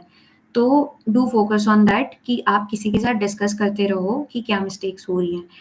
Because this is a competitive exam, सब कुछ रिलेटिव है। आपको लग रहा होगा आप सब सही कर रहे हो, but sometimes you will be making mistakes, तो उस पर आपको ध्यान देना पड़ेगा, है ना? प्लस आप जो भी टेस्ट दे रहे हो, ऑनेस्टली बैठो उसके साथ, be very not, I won't say harsh, but be very real with your self कि यार ये ऐसे बेटर हो सकता था। मैं मॉडल आंसर्स के साथ अपने आंसर्स को कंपेयर करूंगी, उनके जैसा सेम नहीं लिख सकती हूँ, बट उनसे कॉपी तो कर सकती हूँ। नेक्स्ट आंसर में उनके साथ सिमिलैरिटी तो मेंटेन करने की कोशिश कर सकती हूँ। मैं टॉपर्स के आंसर्स रीड करूंगी, मैं देखूंगी वो क्या क्या चीजें कर रहे हैं। That's enough for you to understand कि आप कहाँ पे मिस्टेक्स कर रहे हो। तो इस तरीके से you can make your self evaluation. Then is there sufficient time for CSE 2025 if we start from June? So if you start from June, I think yes you can, of course you should give the exam next year. एक साल में आप काफ़ी prepare कर लेंगे। You can may be start with your GS के main subjects, mains के preparation को फोकस करो यहाँ पे। Read the basic text books, read your basic optional का नॉलेज। ये सारा जून से दिसंबर तक का शेड्यूल है जिसमें आप ऑप्शनल और जीएस के जो मेन सब्जेक्ट्स हैं उनको फिनिश कर लोगे। और इफ पॉसिबल थोड़ी बहुत डेली आंसर राइटिंग, और जितना भी पॉसिबल है आप आंसर्स लिख सकते हो। तो if you can give 3-4 months for GS and rest 2-3 months, 2 months or so for your optional, 2-3 months. जनवरी के अराउंड तक you'll be able to finish your syllabus in a way. Finish तो कभी नहीं होता है, बट आप एक बार टच कर सकते हो हर चीज को।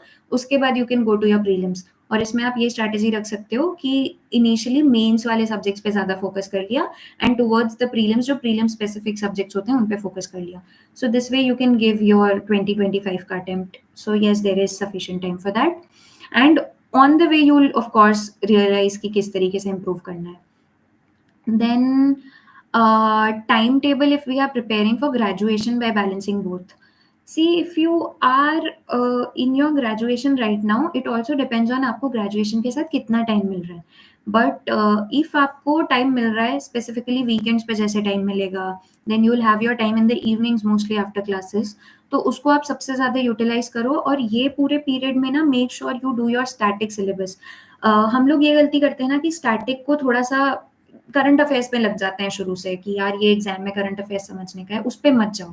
गो for the static and basic understanding. सबसे पहला स्टेप वही है यूपीएससी में। Read the NCERTs, read the standard books, Lakshmikant, GC Leong, Spectrum, जो भी जरूरी है वो सबको रीड करने में अभी टाइम दो। And apart from that I would also say कि यार ग्रेजुएशन वाला जो फेज है ना वो आपकी लाइफ का बहुत इंपॉर्टेंट फेज है। Okay, you will be learning a lot from your college. वहाँ का जो एक्सपोजर है वो आपकी पर्सनैलिटी को डेवलप करने में बहुत हेल्प करेगा। So don't leave the things that you have their. ठीक है, वहां से जो लर्निंग्स है ना उनको छोड़ो मत यूपीएससी के लिए। अभी you will have ample time बाद में to prepare, and UPSC takes a lot of your time. Of course start preparing if you have decided that you have to, but थोड़ा थोड़ा अपने कॉलेज को भी प्रॉपरली टाइम दो graduation में, and वहाँ के सब्जेक्ट्स को भी अच्छे से करते रहो, बिकॉज इंटरव्यू वगैरह में वो भी काफ़ी काम आता है। But yes, start with the static syllabus. थोड़ा थोड़ा स्टैटिक जितनी भी बेसिक बुक्स हैं वो कोशिश करो कि आप रीड कर लो, क्योंकि बाद में आप एग्जाम ओरिएंटेड जब प्रिपेयर करने लगोगे उसमें आपको आंसर राइटिंग और ये सारी चीज़ें करनी पड़ेगी, बट इनिशियल फेजेस पहले कंप्लीट कर लो। Strategy for 2027. Am I late now? No, you are definitely not late. 1.5 year is sufficient for finishing the syllabus, practicing mains and giving the prelims. तो 2027 के लिए आप बिल्कुल लेट नहीं हो. You can start right away. Then, can we prepare for CAT along with CSAT? तो C SAT और cat ना काफ़ी डिफरेंट होता है as far as I can say. तो सी सैट में तो आप पीवाईक्यूज ही करोगे, कैट के लिए आपको थोड़ी सी और एनर्जी डालनी पड़ेगी। मैंने जो कैट के लिए किया था वो ये था कि मेरा जब सितंबर में मेंस खत्म हुआ उसके बाद 1-1.5 महीना था, उस टाइम पे you can prepare for your CAT. Okay, 1-1.5-2 महीना जो भी है तब आप दे सकते हो। और उसके लिए भी आपको टेस्ट ही करने पड़ेंगे, बिकॉज ये सी सैट कैट ये सारे एग्जाम्स उस तरीके के हैं कि प्रैक्टिस बहुत इंपॉर्टेंट होता है, एक्यूरेसी, स्पीड। तो आपको टेस्ट ही देने पड़ेंगे। तो आप कोई भी टेस्ट ले लो और बैठ के क्वेश्चन सॉल्व करते रहो, उस तरीके से आपका उसका कैलिबर डेवलप हो जाएगा। Then is it necessary to go to Delhi for preparation? Definitely not. मैंने पूरा प्रिपरेशन घर से किया है। इवन इंटरव्यू भी देने में एक ही बार गई थी, मॉक इंटरव्यूज मैंने ऑनलाइन दे दिए थे। Ample material is available at home, सब कुछ आप घर पे बैठ के कर सकते हो। It's just your honesty which matters. Coaching is not necessary. थोड़ा बहुत बेसिक गाइडेंस आप किसी से भी ले लीजिए, ये सारे स्ट्रैटेजीज यूट्यूब पे होते हैं उनसे ले लीजिए, and you will be able to make it. Coaching is not necessary. Plus coaching अगर कोई कर भी रहा है, डोंट गेट मिसगाइडेड। ओके, कोई सब्जेक्ट अगर कोचिंग में अच्छा नहीं हो रहा है, do go for doing it yourself. Let go of that subject from the coaching, खुद से उसको पढ़ लो। ठीक है। Next is, ma'am, is 1 year from June 2024 to next year enough to crack the exam? Yes, you should start. Never think about the end of it. अगर आपको next year exam देना है, आपके पास इनफ टाइम है, आप अभी preparation शुरू कर दो। अभी मेंस कर लो, जनवरी फरवरी से प्रीलिम्स कर लेना, एंड उसके बाद come back to this thing, है ना। अपने प्रिपरेशन में अपडेट्स बाद में करते रहना, है ना। तो that is something. Then for cat along with CSAT, I answered that. Revision strategy कैसी रहती थी? So yes, this is a very good question. See, revision क्या होता है ना, इस एग्जाम का कोर है. आप भूल जाओगे, स्पेशली जब लॉन्ग जर्नी हो जाती है ना, 4th अटेम्प्ट में आके मैंने क्लियर किया, आप भूलने लगते हो चीज़ें. रिविज़न बहुत, बहुत ज़्यादा इम्पोर्टेंट हो जाता है, नहीं तो पहले का पढ़ा सब खाली हो जाता है. तो रिविज़न के लिए स्ट्रैटेजी यार, आई वुड से फर्स्ट रीडिंग तो बेसिक होती है हमारी हर चीज़ की. उसमें कभी नोट्स मत बनाओ, क्योंकि वो नोट्स आपको काम नहीं आएँगे, है ना? That will be a lot to read, आप नहीं पढ़ पाओगे. लक्ष्मीकांत के नोट्स बना लिए हैं बैठ के, जीसी लियोन के नोट्स, अरे नहीं काम आएँगे, वो नहीं करना है, ठीक है? सेकंड थिंग इज़ कि जब आप सेकंड, थर्ड रीडिंग पे आओगे ना, स्टार्ट हाइलाइटिंग. अगर आप हाइलाइट करने में बिलीव करते हो, स्टार्ट हाइलाइटिंग. अगर आपको नोट्स बनाने हैं, तो वो भी सेकंड, थर्ड रीडिंग में बनाओ, उसके पहले मत बनाओ, ठीक है? एंड नेक्स्ट टाइम जब आप रीड कर रहे हो ना, डू मेक श्योर कि आपको पता हो कि ये वाला एरिया मेरा वीक है, ये मैं भूल जाती हूँ बार-बार. तो इसको मैं स्पेसिफिकली मार्क करके रखती हूँ, है ना? There are certain things which I used कि मुझे कुछ एरियाज़ जो टफ लगते थे ना, उनको मैं स्टिकी नोट्स बना के वहीं लिख लेती थी कि ये एरियाज़ डेफिनिटली रीड करने ही हैं, ये रिविज़न में मिस नहीं होने चाहिए. प्लस रिविज़न में ऐसा होना चाहिए कि मैं जनरली क्या करती थी कि सब्जेक्ट पूरा खत्म कर लिया, उसके बाद when I move to the next subject ना, उसके साथ मैं थोड़ा-थोड़ा पिछले बार का रिविज़न उठा लेती थी. बिकॉज़ मैं बहुत सारे सब्जेक्ट्स एक साथ नहीं कर पाती थी, तो एक सब्जेक्ट मेरा फिनिश हुआ, सेकंड सब्जेक्ट में मैंने मूव किया और इसके पहले वाले सब्जेक्ट का हल्का-हल्का रिविज़न मैं साथ में करती गई. तो this is something you can do. Plus जब प्रीलिम्स या मेंस होता है, तब तो अल्टीमेटली सिर्फ रिविज़न ही रह जाता है, क्योंकि आप एक बार पढ़ ही चुके हो. तो उस टाइम पे आप वो बुक्स में जो हाइलाइटेड मटेरियल है वो कर लो, जो आपने वैल्यू एडेड नोट्स बनाए हैं उनको भी क्विकली रीड कर लो. तो this is what I used for revision.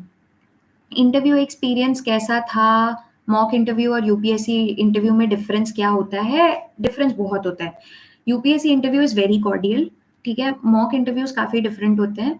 Plus the vibe of it. जब आप मॉक इंटरव्यूज़ दे रहे होते हो ना, आपको पता होता है ये मॉक इंटरव्यू है, तो आप उतना स्ट्रेस नहीं होते उस चीज़ को लेके. रियल इंटरव्यू में you know a lot is at stake, ठीक है? Plus that whole waiting area से वहाँ जाना, बाहर वेट करना, अंदर जाना. But yes, the benefit of mock interviews is, एक तो आपको एरियाज समझ में आ जाएंगे जो आपको प्रिपेयर करना है. सेकेंड इज आपको ये समझ में आ जाएगा कि इंटरैक्ट कैसे करना है with the people of that, उस तरीके की इंटेलिजेंस, है ना? वो बहुत एस्टीम्ड लोग हैं, उनके सामने बैठ के आपको कैसे बात करनी है. प्लस वो अपने इंसाइट्स बताएंगे, जिससे आपको समझ में आएगा कि किस तरीके से you have to behave in the interview, right? तो वो सारी चीज़ें आपको मॉक्स से समझ में आएंगी. तो mocks are important that way. Plus mocks and the real interview both are a very good experience. आप उसको हमेशा चेरिश करोगे कि I had that experience of sitting before those esteemed people, ठीक है? अबाउट माय इंटरव्यू एक्सपीरियंस, मेरे दोनों interview experiences काफ़ी अच्छे थे, भले ही मार्क्स कैसे भी हों. It's it was like first में तो कोविड का टाइम था, काफ़ी दूर बैठे थे. सेकंड में it was a round table. But they are very nicely listening to you, okay? They are attentive to you, आप जो भी बोल रहे हो. कुछ बोर्ड्स होते हैं जो फैक्चुअल पूछेंगे, कुछ बोर्ड्स बहुत कॉर्डियल होंगे, सब सब डिफरेंट है वो.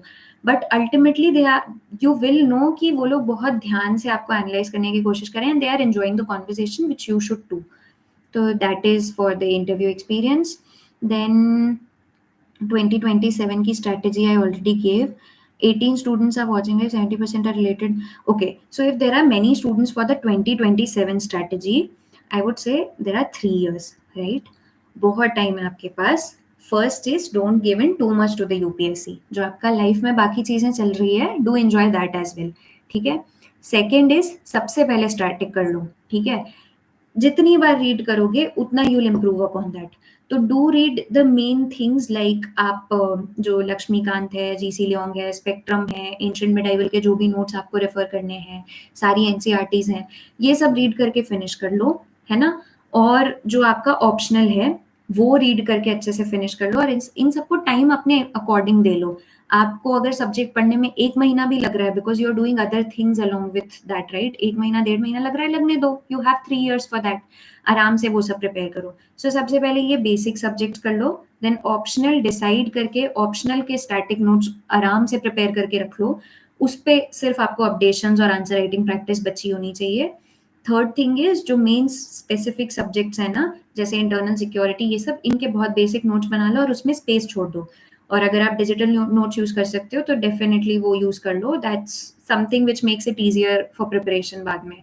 हैंड रिटन में थोड़ी डिफ़िकल्टी होती है जैसे मुझे हुई थी। तो आप डिजिटल नोट्स बना के रख सकते हो ये सारे मेन सब्जेक्ट्स के, राइट? करंट अफेयर्स पे अभी उतना फोकस मत करो बिकॉज़ यू हैव 3 इयर्स। आप एंड के 1 साल में करंट अफेयर्स पे भी टाइम दे पाओगे अगर आप अभी से स्टैटिक सारा फिनिश कर लोगे, right? Now coming to specifically 2027 के लिए जब आपका ये सारा स्टैटिक अभी 2 साल में कवर हो जाएगा, उसके बाद आप 1 साल ना सिर्फ आंसर राइटिंग और एग्ज़ाम बेस्ड अप्रोच पे ध्यान दे लोगे, है ना? तो आप टेस्ट सीरीज़ लिखना, आप मॉक्स प्रैक्टिस करना, ये सारा काम जो है वो उस टाइम पे होगा कि 2026 के आई थिंक जून से आप मेंस आंसर राइटिंग प्रैक्टिस शुरू कर दोगे for optional as well as for GS. उसके बाद आप जो प्रीलिम्स वाला टाइम है तब उस टाइम मॉक्स कर लोगे। तो वो एग्ज़ाम ओरिएंटेड अप्रोच तब तक आ जाए, ये ज़रूरी हो जाएगा। तो आप अगर स्टैटिक अभी से कवर करके रख लोगे तो बाद में आप वो एग्ज़ाम ओरिएंटेड तरीके से पढ़ पाओगे, which is the most important thing. So yes, you start right away, but do focus on other things in your life as well. ठीक है? Some reference notes for geography. Geography के लिए yes, I forgot to mention I think. एक तो मैंने 11th-12th की NCERT physical geography के लिए यूज़ की थी। मैंने जीसी लियोंग यूज़ किया था। One thing I did was I used the Forum IAS के नोट्स। एक उनकी बुक होती है जो सिर्फ नोट्स की होती है। फिजिकल ज्योग्राफी के लिए मैंने वो यूज़ की थी एंड इट्स वेरी गुड। उसमें से मैंने डायग्राम्स उठाए थे, उसमें से मैंने इन्फॉर्मेशन बहुत सारी अक्यूमुलेट की थी, मैंने हाइलाइट करके रख लिया था। तो ये ओशनोग्राफी, क्लाइमेटोलॉजी ये सारी चीज़ों के लिए मैंने उसको बहुत अच्छे से रेफ़र किया था। Plus GC Leong is a very good book, तो आप ये रेफरेंस नोट्स को यूज़ कर सकते हो। फोरम के नोट्स मुझे काफ़ी अच्छे लगे थे, तो you can use those. Then how to do basics of reading comprehension. Reading comprehension के लिए पीवाईक्यूज देखो, जो क्वेश्चन है ना उनमें कुछ कीवर्ड्स होते हैं, जैसे आपसे पूछा है कि इन्फरेंस क्या निकल रहा है, कंक्लूजन क्या निकल रहा है, या इससे आप क्या एनालाइज कर पा रहे हो, क्या अजम्पशंस है। तो ये सारी चीज़ों को समझने की कोशिश करो। Sit with the answer keys, या फिर आप यूट्यूब पे जाके कुछ वीडियोस देख सकते हो जिसमें पीवाईक्यूज डिस्कस्ड है रीडिंग कॉम्प्रिहेंशन के। मैंने मैथ्स के लिए यूज़ किया था एडसारथी का पीवाईक्यू डिस्कशन। ऐसे ही आपको रीडिंग कॉम्प्रिहेंशन के भी आई थिंक मिल जाएंगे, यूपीएससी प्रेप वगैरह के मिल जाएंगे। तो उन पे आप ये कीवर्ड सबसे पहले समझ लो। Once you get that, half your work is done. ठीक है? उसके बाद आप पीवाईक्यूज ही प्रैक्टिस करोगे तो आपको समझ आने लगेगा कि it has become easier for you to understand the reading comprehension. Okay, then there's a question of why UPSC. See, it's different for everyone. My answer to that won't be your answer to that. तो this is something you have to figure out on your own. मेरे लिए तो my father has been in state civil services, retired हैं वो अभी, तो उनको देख के मुझे हमेशा से मोटिवेशन तो था ही, बट अल्टीमेट डिसीजन मेरा खुद का था। जो मैंने जब पढ़ना शुरू किया तब आई रियलाइज्ड कि सोसाइटी को कितना मैं इम्पैक्ट कर सकती हूँ थ्रू दिस थिंग, जो मैं शायद कॉर्पोरेट में रह के नहीं कर पाती कभी भी। तो दिस वाज समथिंग, लाइफस्टाइल भी मुझे सूट कर रहा था and there was everything which was suiting my personal aspirations and my personal goals from life. So it can be different for you, but yes, do figure it out because that will help you keep yourself motivated, है ना? There's a question, mains में handwriting matter करती है क्या, और cursive में answer लिखना होता है क्या? सी, हैंडराइटिंग डजंट मैटर उतना ज़्यादा कि मार्क्स मिलेंगे उससे, but it should be legible. सामने वाला अगर रीड नहीं कर पा रहा है ना तो वो नेचुरली इरिटेट होगा। If he has to check 50 copies at a time, उसमें अगर उसको एक अच्छी हैंडराइटिंग वाला मिल रहा है, दूसरा नहीं मिल रहा है, तो he'll be irritated, right? So it's very essential कि आप रीडेबल लिखो, बड़ा-बड़ा लिखो। अगर आपकी हैंडराइटिंग ज़्यादा अच्छी नहीं है, सामने वाले को समझ आना चाहिए, that should be the idea. Second is, अगर आपकी हैंडराइटिंग थोड़ी खराब है तो प्रेजेंटेशन पे काम कर लो। पॉइंट्स में चीज़ें लिखो, डायग्राम्स बना दो, हब एंड स्पोक मॉडल बना दो कहीं पे भी, एंड यू नो टेबल्स में बना के लिख दो। थोड़ा-सा प्रेजेंटेशन को अच्छा कर दो, because the whole point is कि सामने वाले के लिए ईज़ी करना है हमें काम, right? That is something you can do. Then there's a question that is it necessary to practice answer writing after NCERT? C, NCERT के बाद मत करो, at least read the basic books, क्योंकि क्वेश्चंस का जो लेवल है ना वो थोड़ा टफ ही होता है। इवन आफ्टर स्टैंडर्ड बुक्स आप हर आंसर नहीं लिख पाओगे, पीवाईक्यूज भी नहीं लिख पाओगे सारे। तो एनसीईआरटी पढ़ो, बेसिक बुक्स पढ़ लो, उसके बाद लिखो एकदम से। See, the point of writing the answers is not that कि एकदम ही लिखना शुरू करना है पढ़े बिना। एक basic understanding of the subject होना चाहिए, उसके बाद ही आप लिखना शुरू कर पाओगे। तो डू दैट बेसिक अंडरस्टैंडिंग, उसके बाद आप ये करो, ठीक है? आंसर राइटिंग, एक स्टैंडर्ड बुक्स रीड करने के बाद और उसके बाद उसी में अपडेशंस करते रहो।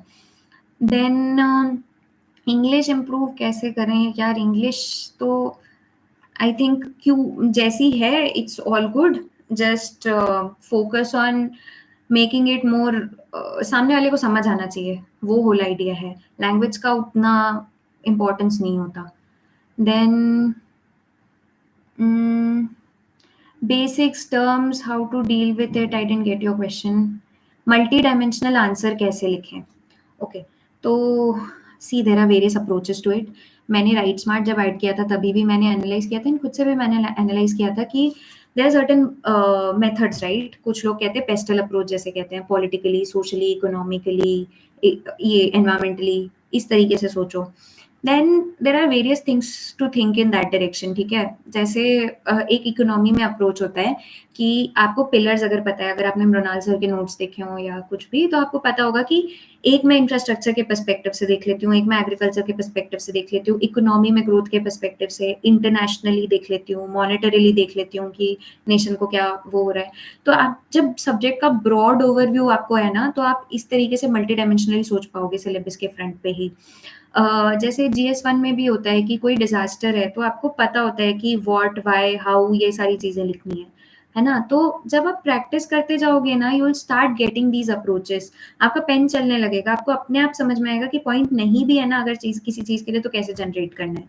तो for that I would suggest कि एक तो लिखना शुरू कर दो, सेकंड टॉपर्स आंसर्स रीड करना शुरू कर दो, आप अपने आप मल्टी डायमेंशनल आंसर्स लिखना सीख जाओगे। There's a question, is there any book which has topic wise MCQs and mains questions for practice? For practice I'm not sure, PYQs के लिए आपको बुक मिल जाएगी आई थिंक, बट प्रैक्टिस के लिए आई am not sure about it.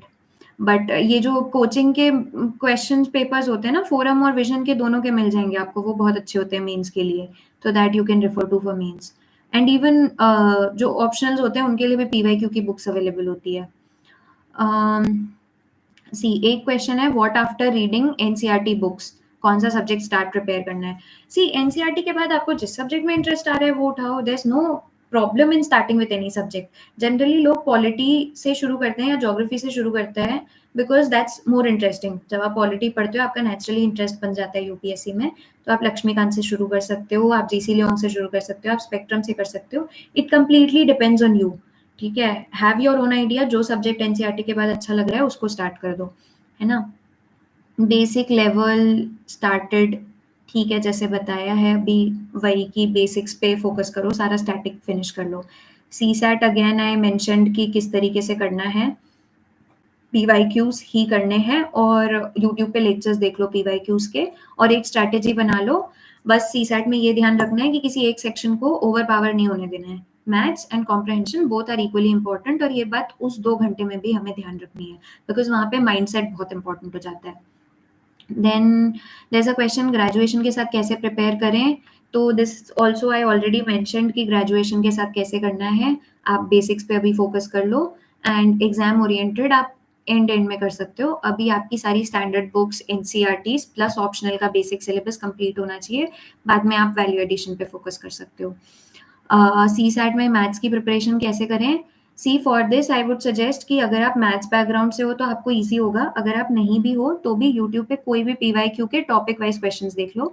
मैंने EdSarthi use किया था, तो वो ना टॉपिक्स इस तरीके से देख लेते हैं कि पेपर में जैसे एलिगेशन के क्वेश्चंस आ रहे हैं या यूनिटरी के कोई क्वेश्चंस आ रहे हैं, तो वो टॉपिक वाइज PYQs प्रैक्टिस करा देते हैं, ठीक है? नंबर सिस्टम से जितने क्वेश्चंस आए हैं उनकी प्रैक्टिस करा दी उन्होंने, तो आप वो EdSarthi का रेफर कर सकते हो अगर आप एकदम ही बिगिनर हो तो CSAT के लिए you can go for topic wise, उस तरीके से क्वेश्चन प्रिपेयर कर लो और फिर PYQs प्रैक्टिस कर लो।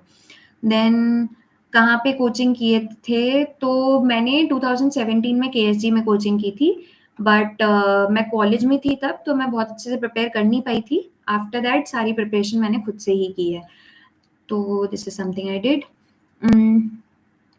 There is a question, writing के बाद थंब और फिंगर में पेन हो जाता है, नेक्स्ट पेपर में प्रॉब्लम। ओके, सी जब आप ज़्यादा प्रैक्टिस करोगे ना, ये सारी प्रॉब्लम्स नेचुरली होती हैं, बहुत सारे आंसर्स लिखने होते हैं, पेपर्स में आप बहुत एग्जॉस्ट भी हो जाओगे, because 9 papers there are to write in mains. इसीलिए कहते हैं कि वो प्रैक्टिस होनी चाहिए। तो मैंने प्री और मेंस के बीच में एटलीस्ट 40 टेस्ट दिए थे। तो उतने टेस्ट की प्रैक्टिस आपको एग्ज़ाम एनवायरनमेंट में लिखने की होनी पड़ेगी, तभी you will be comfortable with that, right? Then about the pen I used, तो मैंने पेंटल एनर्जेल यूज़ किया था। This is the pen I used मेरे सेकंड मेंस में, और फर्स्ट मेंस में मैंने पेंटोनिक यूज़ किया था। You can use anything, but Pentel was something I really liked, तो वो आप यूज़ कर सकते हो। देन नोट्स के लिए most important topics, see it depends on you. आपको कौन से टॉपिक्स टफ लग रहे हैं ना, उनके नोट्स आपको बनाने पड़ेंगे। हर किसी के लिए जर्नी सेम नहीं होती है। There are some subjects which will be tough for you, some subjects which will be easy for you. कुछ आपको बुक्स से ईजी लगेंगे, कुछ आपको नोट्स से, मतलब कोचिंग नोट्स से ईजी लगेंगे, कुछ के लिए आपको लगेगा बनाने पड़ेंगे। मैं बोलूँगी एथिक्स के लिए मेरे को जैसे बहुत ज़रूरी हो गया था नोट्स बनाना, तो एथिक्स के लिए I made my complete notes, internal security के लिए I made my complete notes. तो you can, once you start reading ना, यू रियलाइज क्या इंपॉर्टेंट है। बस उतने हार्डवर्क के साथ, उतने ऑनेस्टी के साथ आप स्टार्ट कर दो। आप पहले गलत चीज़ें भी करोगे, but on the way you realise what is the best for you. Okay, revision I already told कैसे करना है, coaching again I already told. Which is the best coaching for static subjects, I can't say this because मैंने कोई coaching की नहीं है such. Material Forum और Vision का बहुत अच्छा है, तो you can use that if you are doing खुद से preparation. Then there's a question, how you cover PIB in last days from pre point of view। PIB का मैंने तो ना एक टेलीग्राम पे चैनल फॉलो कर रखा था, तो मैं से एंड में वापस नहीं जाती थी। और through out current affairs also what I did was, मैं उसी टाइम रीड कर लेती थी जो भी रीड करना है। पेपर में डेली रीड कर लेती थी, मैं कभी ये नहीं सोचती थी कि यार नोट्स बनाती हूँ, बार बार रीड करूंगी, बहुत डिफिकल्ट हो जाता है वो। Of course you will do that on your journey, but वो मेंटेन करना बहुत टफ होता है ओवर अ लॉन्ग जर्नी। तो the whole point of doing current affairs is building your peripheral knowledge, है ना, आपका पूरा कैलिबर डेवलप हो जाएगा उस तरीके से। तो वो करना इंपॉर्टेंट है। वो आप डेली डेली रीड करते रहिए जितना जितना कर पा रहे हैं। बाकी आप एक एक चीज याद नहीं रख सकते हो naturally, so don't go behind that. PIB is a good source, but उसको आप स्पेसिफिकली जब जब आता जा रहा है तब तक रीड करते जाओ। अगर आपको लगता है तो बहुत ही इंपॉर्टेंट एरियाज के वीक के एंड में एक बार नोट्स बना के उसको गो थ्रू कर लो। That is something you can do. Down to earth magazine के बारे में मेरा opinion, I did not read that personally, but मैंने उसके बारे में काफ़ी अच्छा सुना है कि it's a very good source. So if you want you can, but it depends on the time that you have. क्या होता है ना कि एग्जाम में ऑलरेडी इतने सब्जेक्ट्स हैं, इतना कुछ है करने का, तो go for these things only after you are done with your basic reading, okay, and your basic answer writing. जो इन सारे सोर्सेज से बहुत सारी इंपॉर्टेंट इन्फॉर्मेशन होती है ना, वो टेस्ट्स में लोग डाल ही देते हैं कोचिंग वाले। So do go for that. जब उन्होंने उतनी मेहनत कर रखी है आपके लिए, तो आप खुद से क्यों उतनी मेहनत रिपीट करना चाह रहे हो जब you already have a lot to do yourself, है ना। Then there's a question, I'm stuck between two optionals, medical student, should I go for philosophy or anthropology? मेरा ऑप्शनल सोशियोलॉजी था, तो आई am not sure what you should go for. I can give you a idea. First is कि सी की syllabus आपको कितना interesting लग रहा है किसी भी ऑप्शनल का। सेकंड इज आपको कितना कन्वीनियंस है उसके सिलेबस के लिए। आप कोचिंग करने वाले हो तो do you have in your mind कि कहाँ से करनी है, कोई टीचर है जो आपको सूटेबल लग रहा है या नहीं लग रहा है। Ultimate goal is not to study the subject, the ultimate goal is to make marks out of it, है ना। तो इट्स वेरी इंपॉर्टेंट कि आपको सब्जेक्ट समझ आ रहा हो, है ना। तो आप ये देख लो कि सिलेबस छोटा होना चाहिए, आप ये देख लो कि आपको सिलेबस में इंटरेस्ट आ रहा है, आपके पास कोई सोर्स है प्रॉपर उसको रीड करने के लिए। ये सारी चीजें एनालाइज करके you can figure out if you want to which optional you want to take. हर ऑप्शनल में उतनी ही मेहनत है, हर ऑप्शनल में सिमिलर तरीके के मार्क्स आते हैं, ऐसा कुछ नहीं है कोई ऑप्शनल अच्छा है कोई खराब है। तो just go for your own opinion on that based on the things that I mentioned. So I think all the questions are over now. यही सब था। If there is something else you can ask me. End में I would just mention one thing कि see this whole journey is your journey, right. कोई कोई first attempt में निकालता है, मेरे जैसे लोग होते हैं जिनने 2-3 मेंस लिखे होते हैं। देन देर आर पीपल जिन्होंने यू नो एक 5 बार 4 बार प्रीलिम से निकला होता है, एक मेंस में directly they make it to the list और बहुत अच्छे से। सो सबकी जर्नी अलग अलग है, and ultimately it's your strategy which is going to help you. है ना? And how to build your strategy, हम सारे टॉपर्स जो भी बात करते हैं, it's just the base line of it. हम अपना आइडिया आपको बताते हैं, you have to start and then build upon your own strategy. ठीक है? आपके लिए हो सकता है जो मेरे लिए काम किया it won't work for you, but you have to try at least. आप सोचते रहोगे कि कैसे करना है तो नहीं होगा। गो for it, make your own mistakes and learn from them. Journey बहुत लंबी है, मैराथन है, चलता रहेगा, but you have to figure it out on your own that what's working for you. Okay, which test series would you suggest for sociology? If you are एकदम beginner, I would say Pranay sir की test series, बहुत सारा content build हो जाएगा। And if you have done a little, level up IAS की test series and crash course is very good because it teaches you how to write and not building upon your content. Okay, तो थोड़ा बहुत content build करना है तो Pranay sir की test series ले सकते हो। थोड़ा पढ़ चुके हो और आपको आंसर लिखना सीखना है तो आप लेवल अप की टेस्ट सीरीज पे चले जाओ। But in any case be in touch with the mentors. Nishat sir जो है लेवल अप आईएएस में, वो बहुत रीचेबल हैं। प्रणय सर हैं जो आईएएस गुरुकुल में, वो भी बहुत रीचेबल हैं। तो do talk to them and keep analysing your mistakes by talking to them. Never hesitate in that, because 1 साल ज्यादा लेने से बेटर है कि आप अभी गाइडेंस ले लो, right? So this is something for sociology. There's a question, would it be risky to attempt 75 questions in prelims? Definitely not. I used to try to attempt around 90 questions. See, क्या होता है ना कि बहुत कम questions हमें आते होते हैं prelims में, because इट्स मोस्टली इंटेलिजेंट गेसिंग जो हम पेपर में कर रहे होते हैं। सो इट्स इम्पॉर्टेंट कि आप क्वेश्चंस ज़्यादा नंबर अटेम्प्ट करो ताकि आपका स्कोर बढ़ने के चांसेस हों, बट वो इंटेलिजेंट गेसिंग का तरीका आपको पहले से बिल्ड करना पड़ेगा by practising a lot of questions. So I would say कि आप जब टेस्ट कर रहे हो ना, तब try attempting different number of questions.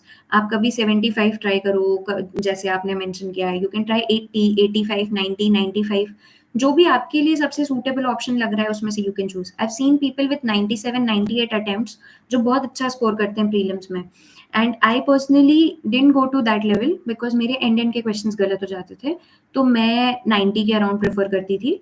But you will have to build it upon yourself कि आपको आपकी इंटेलिजेंट गेसिंग किस तरीके से वहाँ पे काम करनी है, वो आप मॉक्स में बिल्ड कर सकते हो, right? Hindi medium, sociology optional. I am not sure कि essentials of sociology Hindi medium में होगी या नहीं होगी। सी, सोशियोलॉजी में one thing that I know is subject से ज़्यादा आंसर राइटिंग इंपॉर्टेंट है। तो आप सब्जेक्ट को अच्छे से समझने की कोशिश करो और उसके बाद आंसर्स लिखना प्रैक्टिस करना शुरू कर दो, बिकॉज ये ह्यूमैनिटीज ऑप्शनल्स में ना ये ज़रूरी हो जाता है कि आप कितने अच्छे से आंसर लिख रहे हो, राइट? वो ज़्यादा एसेंशियल होता है। तो एक बार बेसिक्स कहीं से भी रीड कर लो, जो भी मटेरियल आपने बेसिक चूज किया है, चाहे वो इग्नू हो, किसी टीचर के नोट्स हो, कोचिंग हो, उसके बाद आंसर राइटिंग करते करते इम्प्रूव करते रहो, right? There is a question, how did you plan your test between pre and mains? Mains 2022 दिया था, 745 मार्क्स थे, what should be my plan of mocks? Okay, you can reach out to me personally on my Telegram और my Instagram, Aradhana Chauhan ही मेरा नाम है, उस पर आपको मिल जाएगा। बट मैं स्पेसिफिकली अगर प्री और मेंस के बीच में बताऊं कि कैसे किया था, तो मैंने I used to give 8 test, 2 GS each, and ऐसे के मैंने 4-5 पेपर्स लिखे थे, प्लस ऑप्शनल के मैंने 8 टेस्ट लिखे थे, 8-10 टेस्ट लिखे थे किसी भी कोचिंग के। आई डिड फोरम के टेस्ट।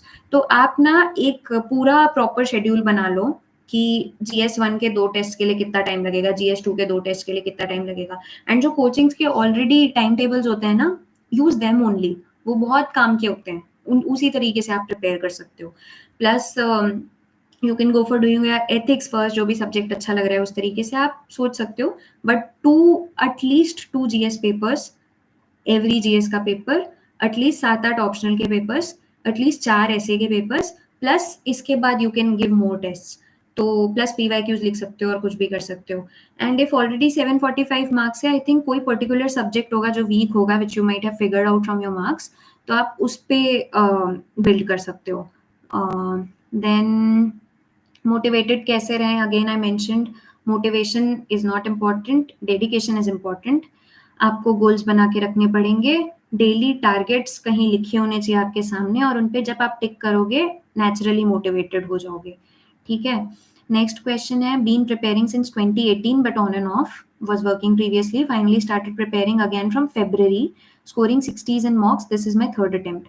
सी, अगर आप अभी प्रीलिम्स दे रहे हो और मॉक्स तो इस साल के काफ़ी खराब हैं, लास्ट ईयर का पेपर भी काफ़ी खराब था, तो मार्क्स से बिल्कुल डिसहार्टन मत हो, ठीक है? If you have given your best, बस अपना माइंडसेट काम रखना पेपर में। अब 15 दिन बचे हैं पेपर में, आई वोंट सजेस्ट यू कि कुछ और नया कर लो। प्रीवियस ईयर क्वेश्चंस देखते रहो। बहुत सारी जगह हैं जहाँ पे प्रीवियस ईयर क्वेश्चंस के डिस्कशंस होते हैं, राइट? प्रॉपर्ली पेपर का डिस्कशन होता है। अगर आप खुद से नहीं एनालाइज़ कर पा रहे हो ना, तो वो डिस्कशंस देखो। अंडरस्टैंड कि किस तरीके से पेपर को अप्रोच करना है। अगर आप ऑलरेडी 2 प्रीलिम्स 3 प्रीलिम्स दे चुके हो ना, तो वो अंडरस्टैंडिंग आपको बहुत हेल्प करेगी। तो गो फॉर दैट। अब जो 15 दिन बचे हैं पीवाईक्यूज, उनका एनालिसिस प्लस स्टैटिक का जो रिवीजन है वो करते रहो। Give no more test.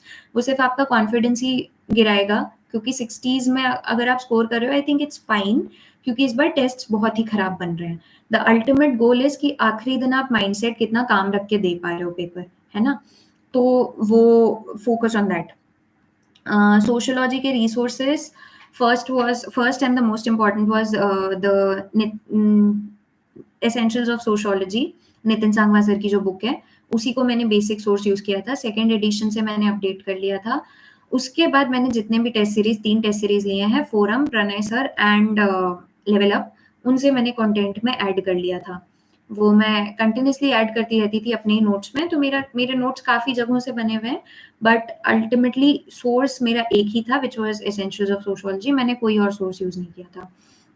When did I start my preparation? I did mention it initially only 2020 में मैंने स्टार्ट किया था। This was my fourth attempt.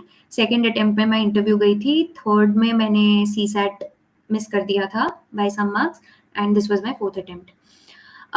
How much time should I devote for NCERT starting from June 2027? तो NCERTs यार, जितना time लग रहा है उतना दो। 2027 के लिए प्लान कर रहे हो अगर, तो यू हैव इनफ टाइम। तो स्टार्ट राइट अवे। एनसीईआरटीज तो क्विकली हो जाती हैं। Give 2 months, not more than 2 months for all the NCERTs. Specially geography पढ़ना ही है, हिस्ट्री पढ़ना ही है, ये 2 सब्जेक्ट्स मेन होते हैं एनसीईआरटीज में, तो इनको तो प्रॉपरली पढ़ना ही है, एंड जितना टाइम लगे उतने में कर लो। Did you refer to bare act for polity for prelims? Not specifically. जहाँ पे मुझे ज़रूरत होती थी वहाँ पे मैं आर्टिकल्स देख लेती थी। मेरे रूम में एक कॉन्स्टिट्यूशन लगा हुआ है, तो वहाँ से मेरे को जब भी ज़रूरत पड़ती थी, मैं कॉन्स्टिट्यूशन के आर्टिकल नंबर्स देख लेती थी, but it's not very essential to read the whole bare act. आप जब टेस्ट देते रहते हो ना, तो वो एक्टिव रिकॉलिंग होती रहती है क्वेश्चंस की। तो keep giving the test and keep learning जो भी नया-नया वहाँ से ऐड हो रहा है, ठीक है? टेस्ट देने का सिर्फ फोकस ये नहीं होता है कि मुझे पढ़ के मार्क्स लाने हैं। It's ultimately learning. तो वहाँ से आप लर्न करते रहो। पूरा bare act would be very difficult to do. Then, if you prep for 2026 with the knowledge you have now, how would you go about it? I can't think of it because I'm already out of the loop now. But 2026 के लिए अगर मुझे करना है, तो मैं एक पूरा साल डेडिकेटेडली मेंस के लिए दूंगी। जो भी मेरे मेंस में एरर्स मुझे अभी भी नज़र आते होंगे, उन्हें मैं प्रिपेयर करूंगी। सारे छोटे-छोटे सब्जेक्ट्स, देन ऑप्शनल, इन सब की आंसर राइटिंग को स्ट्रेंथन करूंगी। बाद में मैं स्टैटिक इन्फॉर्मेशन को पढ़ूंगी, बची हुई जो है मेरी, of course because I have done it already. मैं उनके रिविजन पे फोकस करूंगी।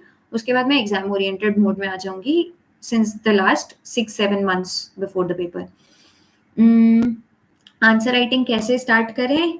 Take your pen and paper, take any PYQ and start writing. जो सब्जेक्ट आपको पसंद है, उस सब्जेक्ट का पीवाईक्यू लो और लिखना शुरू कर दो। कन्वर्ट आईएएस का एक प्रोग्राम है जहाँ पे वो इवैल्यूएशन करते हैं, वो ले लो। वहाँ पे 2 आंसर्स डेली इवैल्यूएशन भी होता है और एक अनलिमिटेड प्लान भी होता है। Take anything that will keep you in the groove of writing, क्योंकि आपको लगेगा आप पेड फॉर इट, तो I need to start writing. तो उस तरीके से करो। एंड सी, इनिशियल आंसर हमेशा खराब होगा, बट जब आप एक आंसर लिख दोगे, उसके बाद आप उसके बारे में रीड करने लगोगे, तो आपको इन्फॉर्मेशन मिलेगी जो आपके नेक्स्ट आंसर को इम्प्रूव करेगी, राइट? सेकेंड थिंग इज, कोई भी टेस्ट सीरीज बाय कर लो। Not the test series as in जो कंटिन्यूड टेस्ट सीरीज है, जो पुरानी टेस्ट सीरीज मार्केट में अमेजोन वगैरह पे अवेलेबल होती है, वो मंगा लो। उनके क्वेश्चंस देखो, उनको रीड करो, आंसर लिखो, उसके बाद मैच करो, and put a timer. That's very important. अगर आप पूरा टेस्ट दे रहे हो, तो 110 minutes for 15 markers and 70 minutes for the 10 markers, इस तरीके से करना है, ठीक है? और अगर इनिशियल सिर्फ आंसर्स लिख रहे हो, तो 7 मिनट्स 11 मिनट्स वाला जो आइडिया है, उसको अप्रोच करके लिखो, बट लिखना शुरू कर दो किसी भी तरीके से। You will understand on the way. Ma'am, I'm reading NCERT thoroughly and only PYQ. This is right approach in last few days. Yes, definitely, it's a very good approach. NCERTs थोड़ा थोड़ा पढ़ लो, PYQs कर लो, even standard books थोड़ा थोड़ा देख लो, जैसे लक्ष्मीकांत है, GC Leong है, जो भी आपके सोर्सेज रहे हो, उनको आप अच्छे से रीड करते रहो, बीच बीच में सिर्फ ग्लांस कर लो, ताकि एंड में आप उनमें से कुछ नहीं भूलो. Then I mentioned how to write, start answer writing. Ma'am, you gave both IS Gurukul and Level Up Sociology in 2023 attempt. Yes, I did take both the tests. मैं पूरे लिख नहीं पाई थी. Level Up के मैंने सारे टेस्ट लिखे थे. IS गुरुकुल मैंने 2021 वाले मेंस में लिया था और इस मेंस में भी मैंने वो टेस्ट सीरीज ली थी बट मैं पूरी नहीं कर पाई थी. मैंने कुछ ही टेस्ट दिए थे IS गुरुकुल के, बट मेजरली ये अटेम्प्ट में मैंने लेवल अप के टेस्ट यूज किए थे और 2021 के अटेम्प्ट में IS गुरुकुल के टेस्ट यूज किए थे. But both the test have contributed to my score of 280 क्योंकि जो मैंने कंटेंट IS गुरुकुल से बिल्ड किया था वो मेरे नोट्स में अभी तक एडेड है. मेरे पास स्पेसिफिकली सर के टेस्ट्स के डिस्कशंस के नोट्स बने हुए हैं, तो उनको भी मैंने कॉन्स्टेंटली यूज किया है. लेवल अप के नोट्स को भी मैंने कॉन्स्टेंटली यूज किया है, तो both have contributed to my score. And which optional subject is better, that depends on you. Whatever you like, you can go for it. मेरे लिए sociology was the subject. And yes, I think that's it. I think we are done with all the questions. We can wrap up now.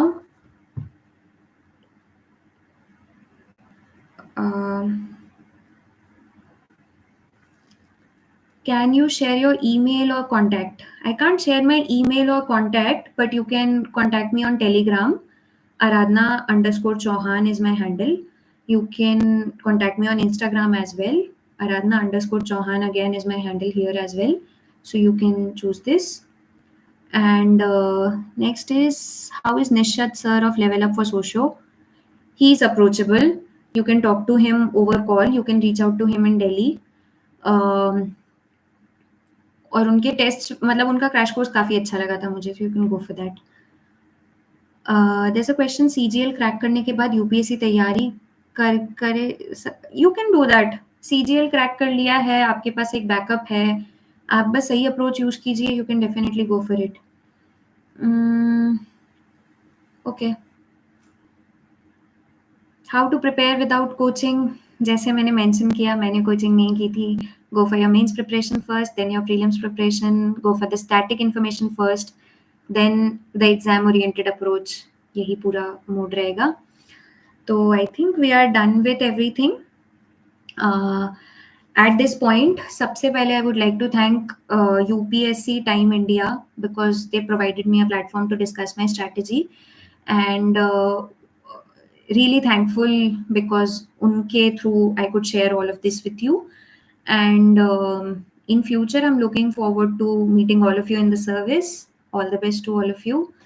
अच्छे से prepare कीजिए. If there's anything, you can reach out to me personally. And thank you. All the best to everyone. I'm ending the stream now.